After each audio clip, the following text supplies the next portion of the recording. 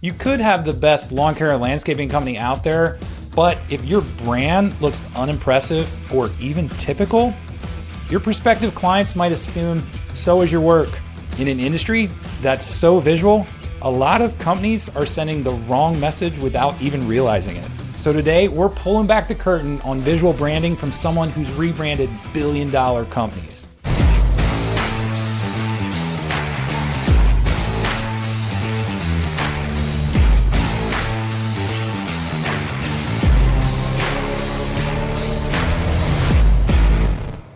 Hey, John, how you doing? It's great to see you again. Yeah, I'm doing great. Thanks for having me, Chad. I'm happy to be here. Sure. So, John, I've enjoyed connecting with you, getting to know you, and I think we kind of like preach the choir a lot because we're real passionate about branding and how companies represent themselves. And hmm a lot of the things like when I saw you speak last, talking about brand and how a company's representing itself in the green industry.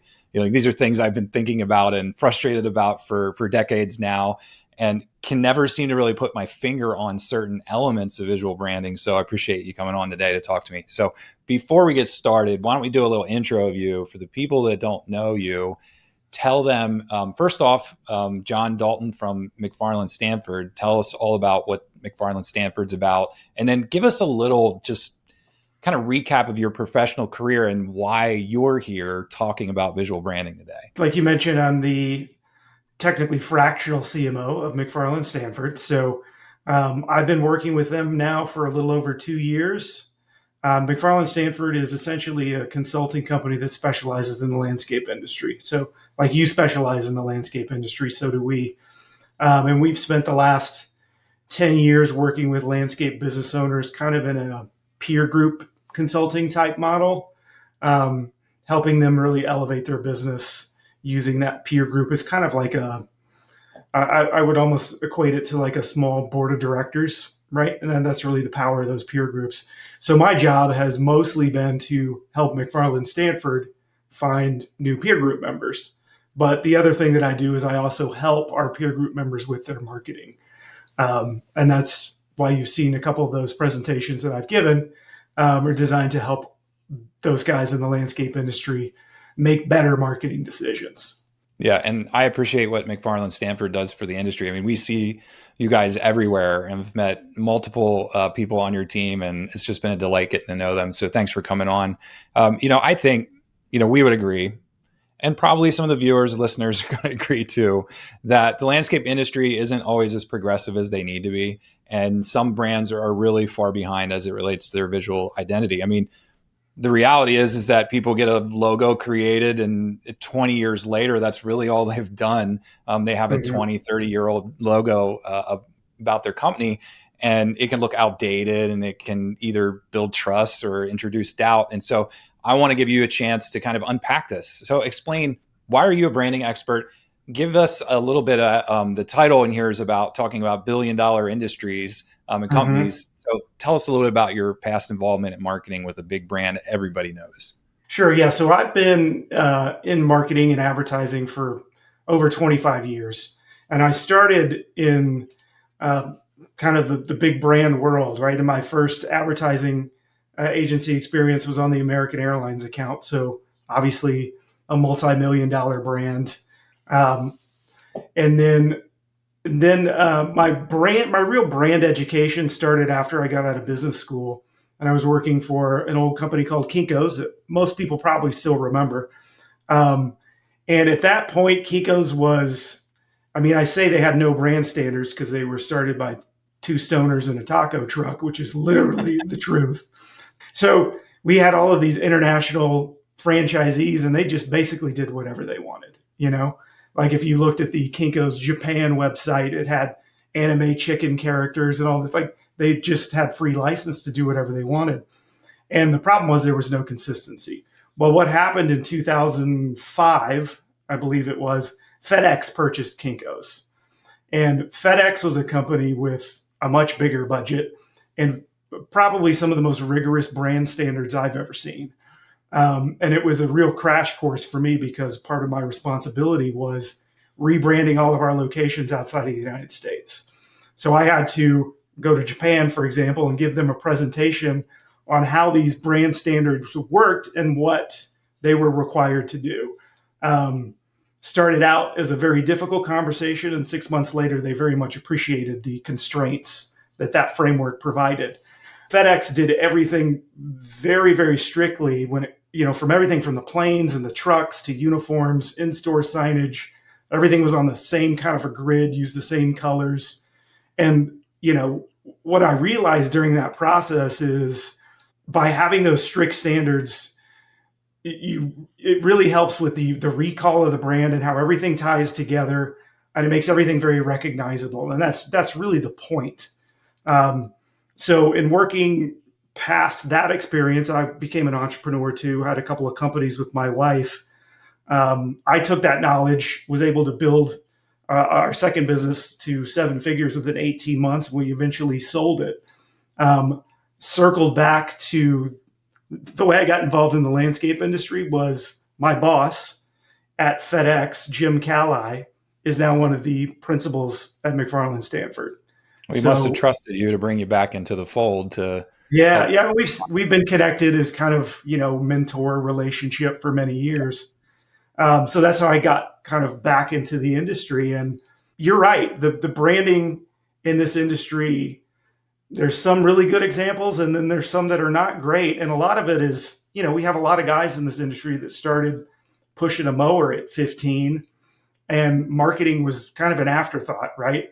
And especially any type of like the level of education and branding that I have, these guys, they don't know any of this stuff. So, maybe they started with a logo they sketched on a notepad when they were a senior in high school, and that's still what they're rolling with, right? And it just hasn't evolved.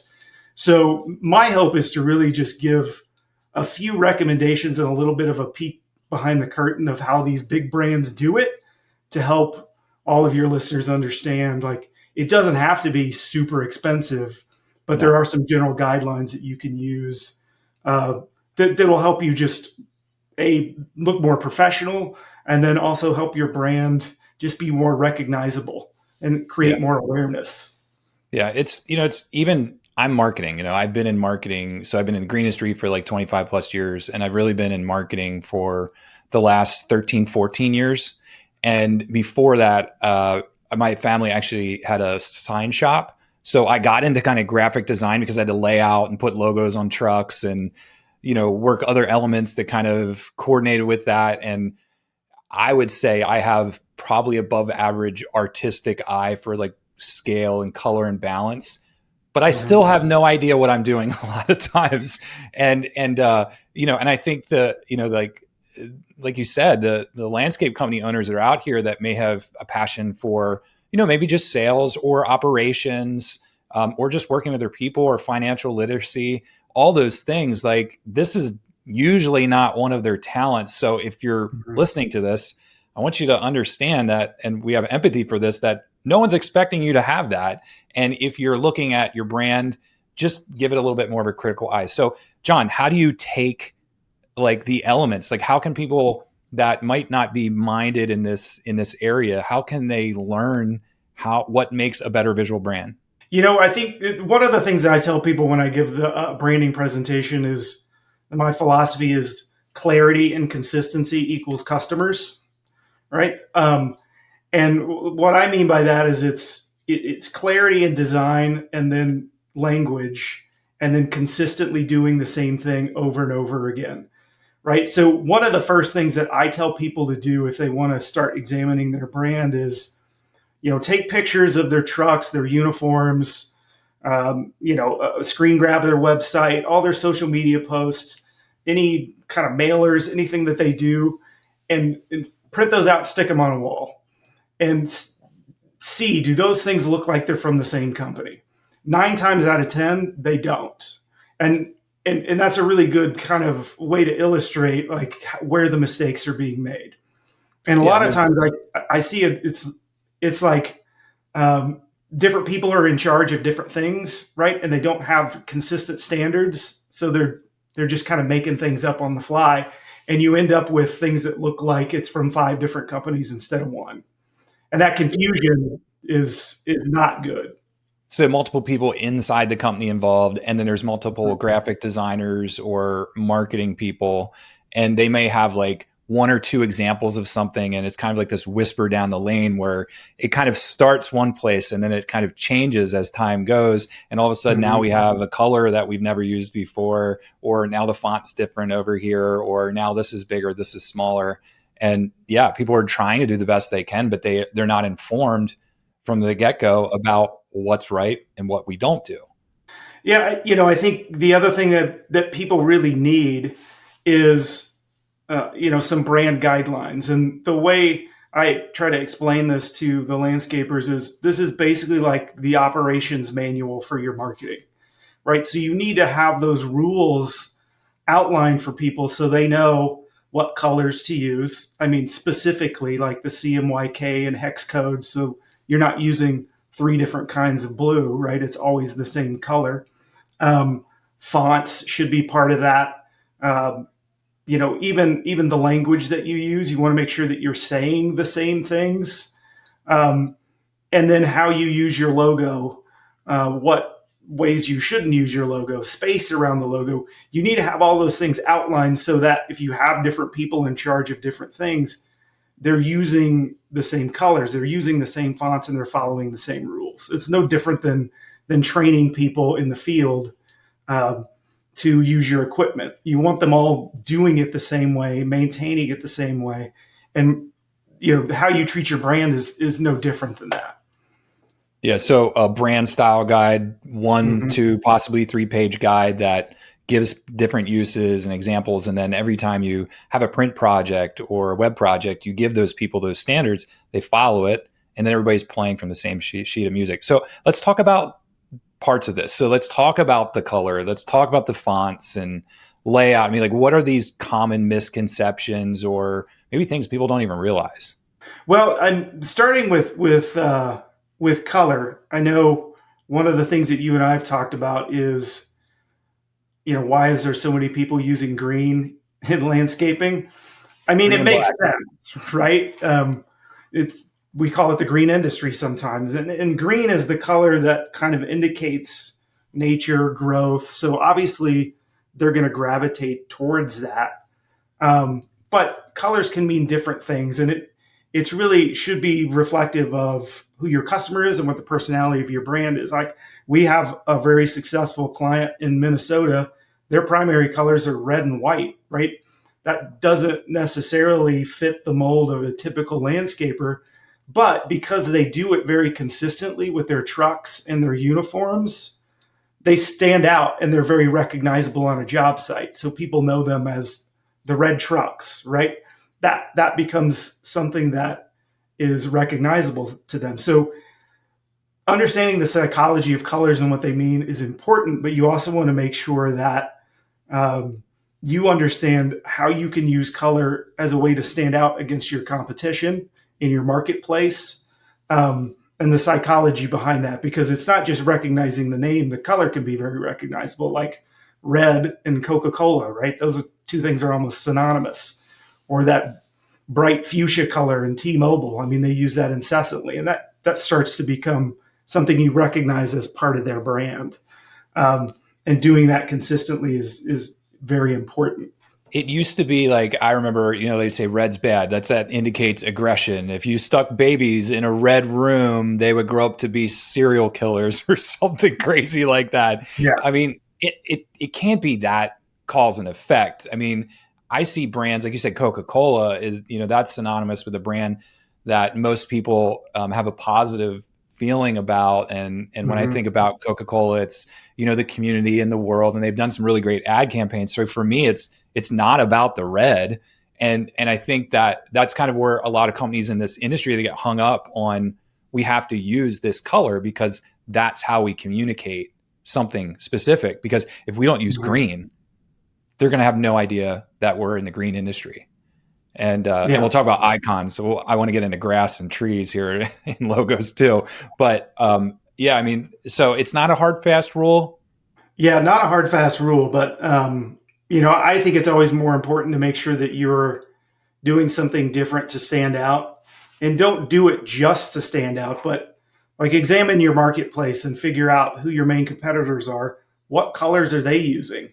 You don't want to use the same thing. Part of what you want to do is differentiate yourself. Now you can do that in a loud, bad way, right? You don't want to go totally with like teal and yellow and something that somebody's not going to want to have parked in front of their house, right? But you can pick colors that are a deeper blue, or maybe use green as a just a secondary color.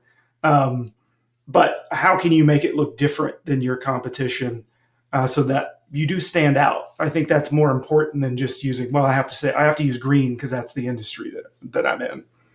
Yeah, I think that what I've seen in when I, again, my untrained eye, when I look at things, it's either not enough color or way too much. So you get the two color, the green and the black. That's the most common. I've seen brands that use like 8 or 9 different colors in their central branding. Like their logo actually has 4 or 5 colors, and then are using different colors to indicate different service lines. And I think there's a place for that, but it just, for me, like it feels confusing because there's just too much going on. Yeah. Yeah. Keeping it simple is always the best rule, whether you're talking about color or anything else. I think most brands have 2 to 3 kind of primary colors, and maybe they have a set of secondary colors that they use for, whether that's promotional buttons or just different things. But you don't need more than that. And if your logo has 5 colors in it or more, that is not helping with your brand recognition or people's ability to remember who you are. Yeah. Well, let's talk about, well, so fonts. I mean, they Mhm. carry a specific message or tone that people don't realize subconsciously that that's coming across. So what would be your advice about what font choice you use? Yeah, I think with the font, they do carry a lot of kind of psychology behind them. There's 2 different styles of fonts. I'm sure you know this. There's serif fonts, and that's basically the fonts with the little feet on it, like Times Roman.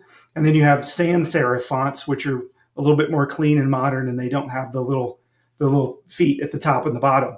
Um, the sans serif font is more modern, and the serif font is more traditional. So a good example is, we have a client in Dallas who works with some older, very wealthy customers, and they want to convey like a little bit more, like long, like they've been around for a while. They're more traditional in design in terms of how they build gardens. So they use that serif font with, that's more like a newspaper headline. Um, and that just conveys more tradition. If you're a younger company, you want to differentiate yourself as more of a modern choice, use those cleaner fonts like a Helvetica or a Futura or something like that, because that communicates something that's cleaner and more modern. So it's about understanding what you do and who your customers are, and what do you think is going to uh, appeal to them, right? Yeah. And that's really important in choosing the font, especially for your logo. Um, and then you don't want to have too many fonts for your communication pieces, because again, that just makes it harder for people to read.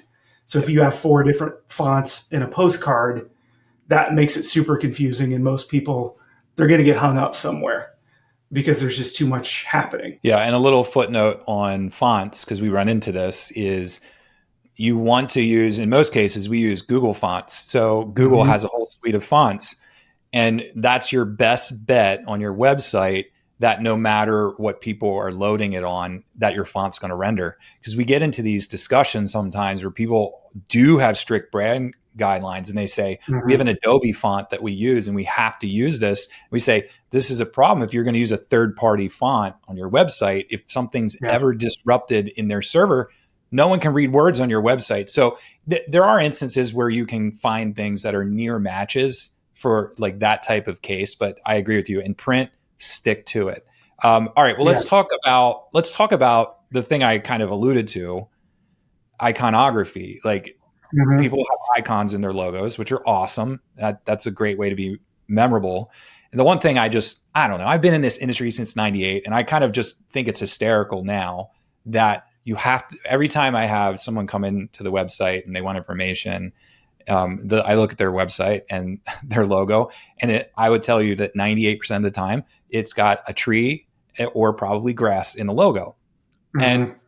again, okay, well, we're a tree company. Now we're doing lawn. So now we had to get grass to the logo. And now we start doing pests. So now we need to put a bug in the logo too. It's like we have to have all these icons because no one's going to know what we do if we don't use the icons. And then you have other brands. I'm sure you can give us some that are out there in the market that everybody knows their logo, the icon has nothing to do with the service they provide. So what is Yep. this crutch of an icon? Why do we, and again, what's the opportunity to differentiate if you don't use a tree or grass in your logo?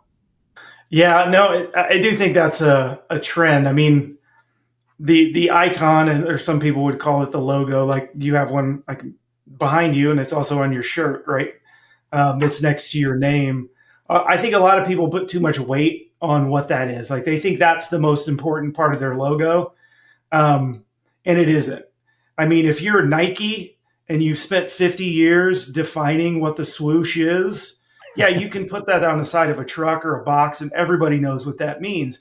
But when you start and you just have, this kind of stylized tree icon as part of your logo, nobody knows what that means, right? You have to define that over a period of years in order for people to recognize that icon as you. So your name is much, much more important than the icon.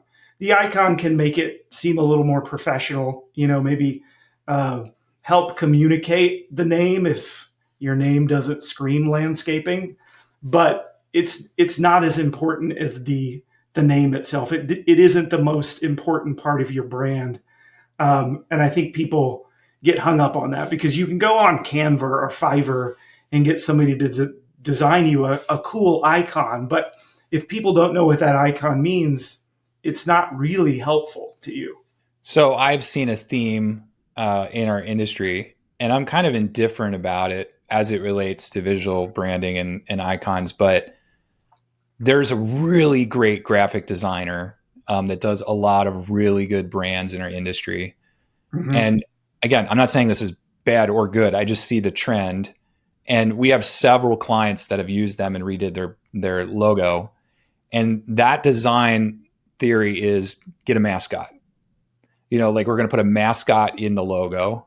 And I see Mm-hmm. it then too on HVAC and plumbing. And anywhere I go on vacation, I'm seeing this trend now where there's like an animated animal of some sorts or whatever. And I have indifferent feel. Like I can not like it, and then I can like it. Like I'm on both sides of it. Like I see it Yeah. done really well. Sometimes it looks too corny, and I'm not quite sure how I feel about it, honestly. But we have a couple clients that have really fun characters in their logos, like Oasis Turf and Tree. They have a toucan. I mean, that is super unique. We Yeah. have Kingstown. Well, that's easy. So they have a little king. His name actually, Christian, they named his name behind the scenes as Mo, not Mm-hmm. MOWMOE. And it kind of is a play on words. But we have other clients too, and they have this. And I keep seeing this more and more. So, I mean, what are your thoughts? Do you feel like there's a cost at doing that? Do you feel like there's certain types of brands that it wouldn't go well with? Yeah, I think that's interesting, and I think I think that has potential to go wrong or to limit you because in my view, when you have a mascot, you're more of a, I mean, for lack of a better term, like a middle class brand, right? So if you're in Dallas and you're working in Highland Park, which is this like super upscale neighborhood where like Jerry Jones and Mark Cuban live, they don't want a truck with a toucan on the side parked in front of their house, right? So part of it is again understanding who your customer is. I think if you're more you do a lot of lawn maintenance for, maybe a wider audience, that could be a good way to inject some fun and differentiate yourself from the guys with just the tree on the truck. But again, it's a risky strategy in my opinion because if done well, I think it can work. We have a couple clients that do that, but they're more in kind of the lower end, like volume maintenance kind of business as opposed to high end custom design, $500,000 backyard pool people. Yeah. So I think it's a matter of what does it fit with your brand and your customer. So tell me some examples. Like, what are some of your favorite in the industry? Like, what and why do you love them? Yeah, there's a couple that come to mind. Like we have, there's a guy down in Louisiana. His name is Chase Mullen. He's been in our peer groups for a while, and he's grown from 2 trucks to now he's got multiple locations. And he has a really nice, clean brand, and he's done a really good job of evolving it over time. From it used to be Mullen Lawn and Landscape. I don't know exactly how he started, but it was much longer, included a description. To now, his trucks just say Mullen on the side, and he's built recognition for that name. His trucks are like a nice dark blue or white sometimes, and they're either white with the blue letters, the dark blue letters, or dark blue with the white letters. And it's nice and clean and crisp. And I don't know exactly how he did this over time, but it almost was like he had a brand expert helping him. Like, okay, now you need the moniker as part of your brand that says lawn and landscape. And then it just became kind of design. And now it's just Mullen, and people recognize that in his marketplace. I mean, it's not predominantly green at all. That's a secondary color. Uh, Nice, clean sans serif font that you can see from a mile away on the side of his truck. It's great. Another one that I do like, he's actually one of your clients, Chase Coates Outback up in Idaho. His is a little bit different. He uses a green, but it's a really bright green. And his trucks are black, which is not the industry standard, but he keeps them super, super clean, which is really important, especially with a black truck or a white truck. So they always look really, really good. The logo's super simple. He doesn't have a lot of information on the truck itself. His uniforms are the same way. But all of his guys look the same. All the trucks look the same, and they're all super, super clean. And I mean, it costs a lot of money to rebrand a truck, but if you can't do that right now, start washing them at least once a week at a minimum. That's gonna help your brand perception for sure. Put some Bondo in some of the quarter panels that are rusting out. Maybe hit it with some spray paint at least. But Exactly. yeah, Chase is great. We've been working with him for over 10 years now, and actually some of his trailers. So they have the black. Everything's black, and then the logo is 2 shades of green. And one of his trailers he actually did in reflective green, and I saw some pictures of it lit up at night. I mean, it's like you cannot avoid that. Like it just like bursts. It's like neon. Yeah. And we're actually redoing his website right now, so it's going to be black, and we're going to have little pops of that green. We're redoing it because the one he has now is like 6-7 years old. But yeah, I love that, and I know Mullen too. Mullen, great brand. We did videos for them years ago. And it's this, like you said, I think there's a leaf logo, but it's not so forced. Like the leaf, you can tell, we know it's a leaf. People look at it, they know it's a leaf, but it's not like a literal leaf. Like it's I think if I remember right, it's just like 2 like halves of like a pointed oval that are pushed together. And that's the thing too that I like when I see in logos, you know what it is, but it's not the actual literal like clip art of a leaf. And it just carries a way different message to me. I don't know what it is, but I know I like it when I see it. Yep. Yeah. No, I know what you're talking about too. It's kind of a stylized icon that, but the biggest thing in his brand is his name, right? That's what you can see. It's not dominated by a giant leaf that actually distracts you from the name. It's supportive of it. Like it provides an anchor to the name that helps kind of direct your eye to actually read the word Mullen, which is kind of what you want. Sure. So I think the first tip that we outlined so far is have someone create these brand guidelines, simplify things, show potential uses in a brand style guide. Make sure everybody's playing from that sheet of music. But there are people that are listening to this or watching this, and they know they're out of date. Like they're still wearing, it's like me, I'm still wearing the shirt. I probably shouldn't wear the shirt. I'm pretty sure it's out of style, but I do really like it. Like that's kind of my dad, now grandfather, quest is trying to stay hip but not look like, I'm trying too hard. But Yeah. there are people with their Age logos. appropriate, Chad. Yeah, it has to be age appropriate. So I know that there's people out there. I've talked to Uh, people numerous times. They know that they look dated. They know that logo, but it's on 50 trucks. And do you know how much money it would cost to rewrap all these trucks? And we'd have to do all of our print materials over, and we have to do all this. And I know that's a huge expense. mhm. And so what would you recommend as a brand that, we're going to go out now, we're going to maybe wear a mess. Maybe we have 5 colors in our logo. It's too busy. The fonts look old school. We don't have consistency. We're going to go and now develop new brand standards. It's easy to fix on a website, but what do you do in the real world where you have all these assets? Like how do you phase that out? How do you tackle that? Yeah, that's a big challenge. It's one thing when you're working with a FedEx size budget and you can flip it all in 90 days, and it's not that big of a deal. But for a small business owner, that's totally different. So I think this is a really good question. One of the things I tell people is if you think your brand is dated and it needs to be changed, like the mistake I see a lot of people make is they scrap it and start over, right? And your brand, whether you like it or not, or whether it needs to be updated or not, it does have some equity. It has some value. So I try to tell everybody, how can you evolve the brand? And maybe this takes a few steps to get it to actually what you want it to be so that you can do it over time in a cost-effective way. You're right. With things online, that's very easy to fix. You can update the brand, swap it out on a web page, and it doesn't cost that much money.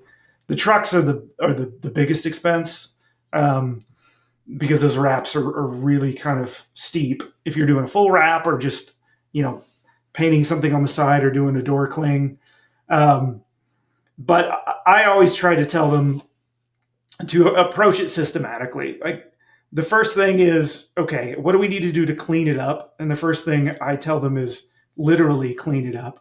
Like before we get to the point where we wrap your trucks, let's make sure that they're getting washed. Is there information on there that you can easily take off?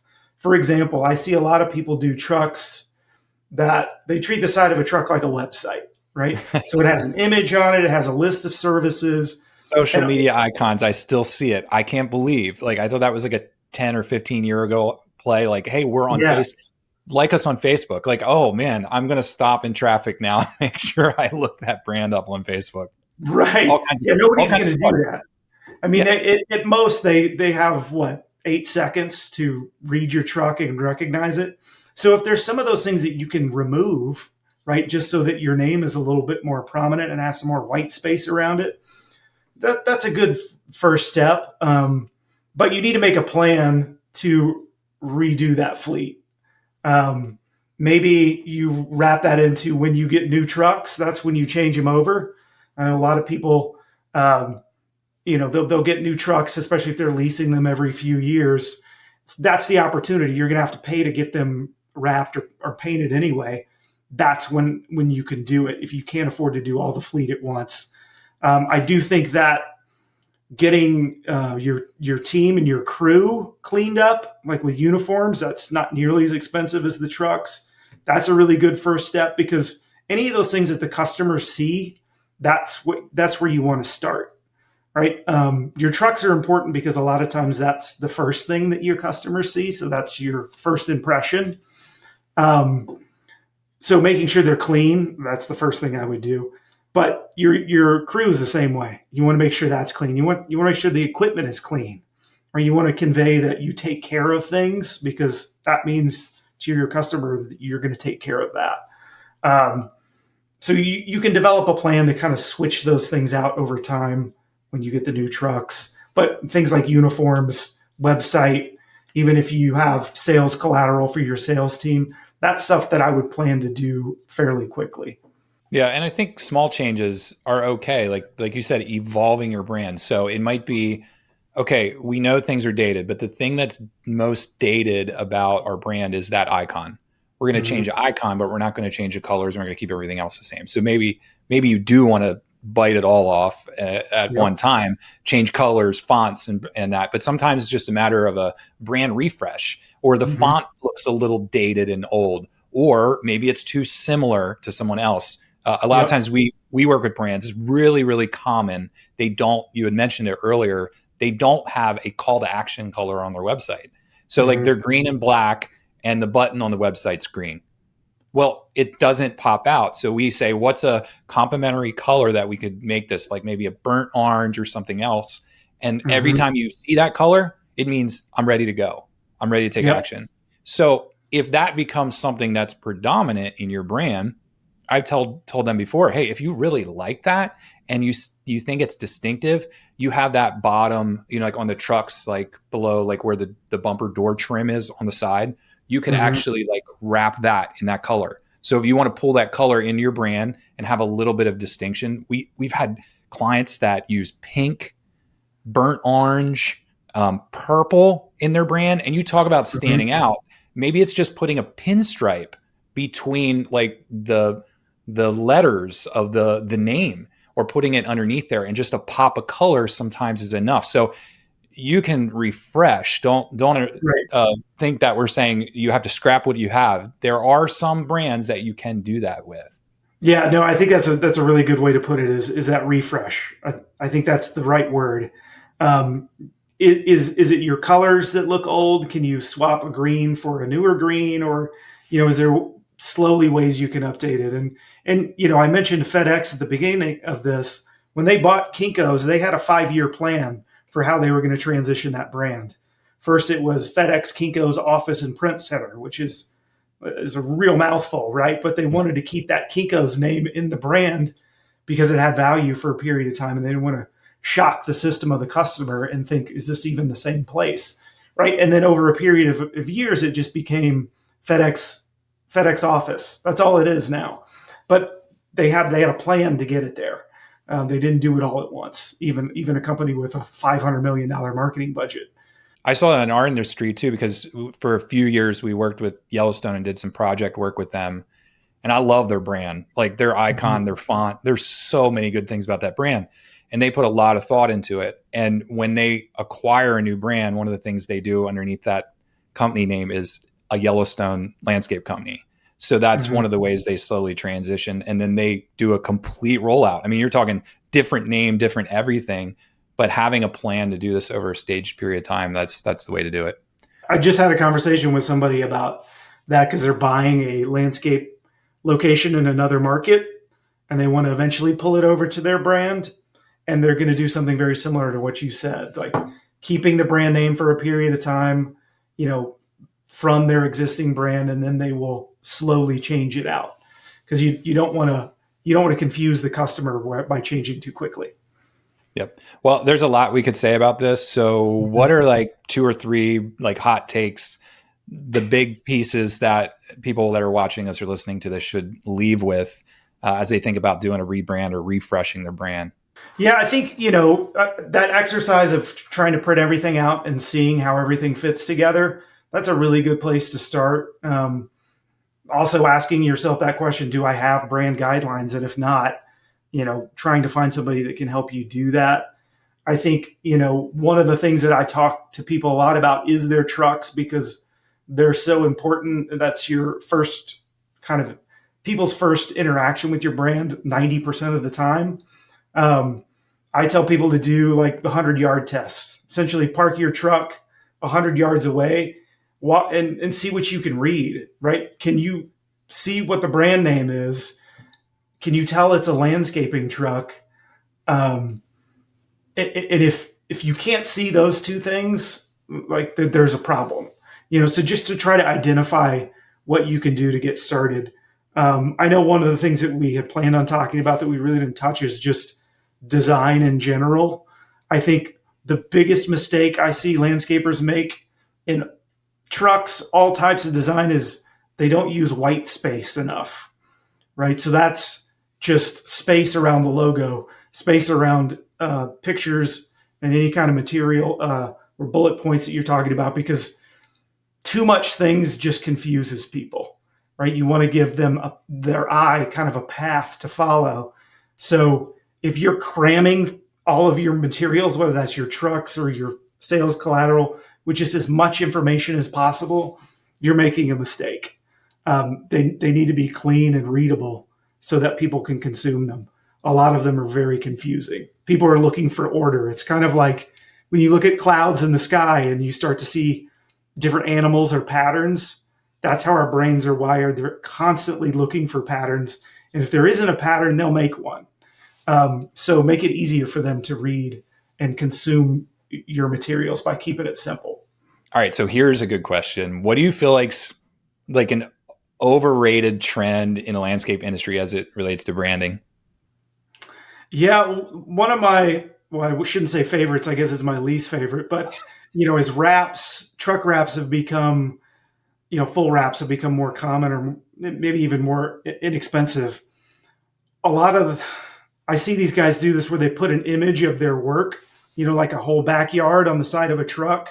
Or several images all Yes, around? or several, or maybe just a picture of grass or trees. And I show this picture sometimes in a presentation where there's this truck with trees parked in front of trees, and it's literally camouflage. Like you can't even see it anymore. It's invisible, which is exactly the opposite of what you want. You want your truck to be visible and readable, not camouflaged. So I tell people your truck is not a website. That's not the place to put images. Save that for online. Yeah, I think what I preach is have them remember your name and have them go to your website. Now, again, we specialize in websites, but because that website, if it's great, can do the rest of the work. Like it can direct them to pictures, it can show them videos, it can list out all your services. Like they have to know who you are, what you do, and then go to the website because people search online or they go to social and search too. Yep. And then those images fade and they look terrible. It's kind of like the food images on the outside of a restaurant that have been there for 5 years. And the Chinese restaurant, like when you go to the Chinese restaurant and they have the window film wrap with all of the different food on it. That's what you're making your landscape company looking like. Hey, if you don't like John and Maya's opinion on this, you can hunt us down at events and harass us. I give you permission. Yeah, absolutely. All right. So moment of truth. We don't know it all and we've made some mistakes. I'm going to just fess up right now. I've made some mistakes. We're talking about truck wraps. And one of the things that I was critical of earlier was something that I did. And again, a lot of times when I'm like, oh, I look back and I shouldn't have done that. I worked for a company. We did landscaping, lawn care, tree service, and pest control. And I put a real image of a leaf, a real texture grass along the bottom, and a stink bug on the tailgate. And in the pest control vehicles, we put spiders dangling down, all that stuff. And I'll be honest, that was a bad decision. Shouldn't have done it. But again, we don't know a lot of times what we don't know. And we do these things and people are like, that's great. Because the company name kind of didn't lend itself to like people really knowing everything that we did. But so I felt like that was what I had to do so that people knew. So what about you? Do you have any big mistakes in your past that you made that you look back and you're like, probably not the best choice? Yeah, I think the one trap that I fall into is usually when I'm trying to name something, whether that's a brand or a product. And this is a good tip for people. If you think it's clever, it's probably a mistake, right? If you have to explain it to people, it's probably a mistake. If it's an inside joke, for example, one of the companies that my wife and I owned, we wanted to name it after our kids, but that didn't really make sense. So then we call them little birds. So we're going to use this like Japanese word. It had nothing to do with what we actually created. And so we just overthought it, right? Sometimes it's better to just keep it simple. And we had this one coaching client who she was doing really well. And her coaching business was called Get Clients Now. So, I mean, as obvious as it gets. So whenever I make that mistake or I'm trying to get too creative or too clever with something, I take a step back and I'm like, okay, I need to put on my Get Clients Now hat and make sure that this actually makes sense. Oh, it's so tough for me because I love being clever. But I totally get what you're saying. There's actually a brand near me. And if you're watching this or listening, I apologize. I don't know whether it's genius or a bad idea. And maybe that's the genius. Like if you're kind of stuck between there, literally the brand's name is Little Pecker Landscaping. I'll just leave it right there. And people want to buy their merch. They want to buy their shirts. I think it's hysterical. They have a woodpecker in their logo. I don't know that I'd do that, but it's definitely memorable. So if you're going for that, at Yeah. least you got Yeah, that can work. I mean, you think about big ass fans, right? That that. brand in the commercial industry. Love me a You big know, ass fan. it takes some balls to do that kind of stuff. Yeah. You have to really be all in on it, but sometimes it can work being Yeah. irreverent like that. You can't do a half-ass job at that. No, no, No. no. You have to nail it. But again, it's not clever. It's just funny. It's very obvious. Yeah. It's sometimes when you overthink stuff, that could be a real issue. That's funny though. Little Pecker Landscaping. One thing that drives me nuts is the industry's allergic reaction to spaces. Like they combine two words. I'm going to use them. I'll just say, let me find something that's not about the industry. Green backpack, and it's all one word. Like maybe they'll capitalize the green and the B and all that stuff. But I don't Yeah. understand there's nothing wrong with spaces, but it's kind of strange. I guess sometimes it's distinctive, but Yeah, or they'll change the spelling of something, or just take out all the vowels. That's been kind of a trend lately. Um, doesn't help if people can't read your name. So I'd stay away from anything that feels like you're getting too cool or too clever. It's yeah. not good. So when it comes to design and creativity, we all have very strong opinions. And there are some battles you pick and some you don't. So what would be your opinionated hill that you would die on? Yeah, I don't know how opinionated it is, but it's something that I definitely won't bend on. I think we touched on this earlier, but it's that concept of white space in design. So, and it tends to be a battle with people that they want everything in every piece that they do, whether it's a truck or a uniform. And I don't know. I still haven't figured out the best way to tell them that more isn't better, right? Less is always better. They're never going to remember all that stuff in every piece that you put together. Like, keep it clean, keep it simple, keep it clear. Like, if all they remember is your name and your website, you're winning. Like, that is winning. They're never going to remember all that other stuff. You need dead space in design. And that makes people really nervous. Like, well, I paid all this money for this truck wrap, and you want 80% of it to be white? And I'm like, yes, absolutely.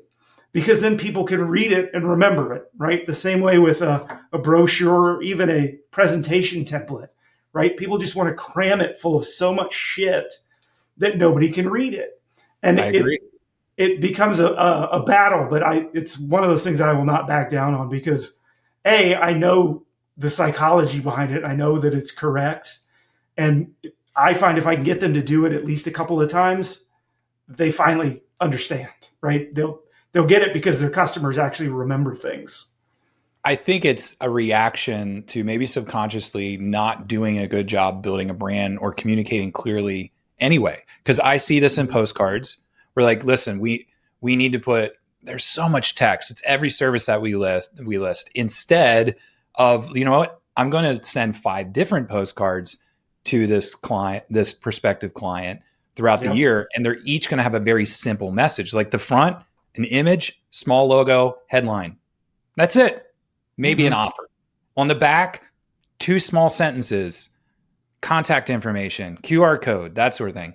Instead, they're like basically you're trying to make a website and postcard. And I see this on websites too, where there's these walls of text.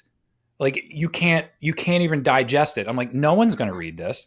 Think about scrolling on a mobile device. Like my thumb is cramping. That's too much. Break things up. Digestible chunks. And when, like you said, when a truck's going down the street, you got 2 seconds and you can't put too much on it. So totally agree with you. I'll die on that hill with you. Yeah, here's a good thing that people can do, just to illustrate this to themselves, right? Because we're all driving around all the time, right? Whether we're going to work or somewhere else. Look at billboards, right? These billboards, we call this outdoor advertising. They have to follow specific rules in order to work. There's plenty of terrible billboards, but as you're driving down the road, obviously you should be paying attention to driving. I'm not telling you to look away from the road, but a good billboard, you should be able to read and understand in seconds, right? And remember it. And usually it's like a Chick-fil-A logo, the head, and like exit 35, right? That is an effective billboard. If it's got a ton of text, you can't read it, you won't remember it. You may not even know who it is, right? If you can't tell who actually made the billboard. So that's a good way to look at that design, especially on a quick kind of glance, to understand like, okay, that works. Yes, I understand that. I'll remember that.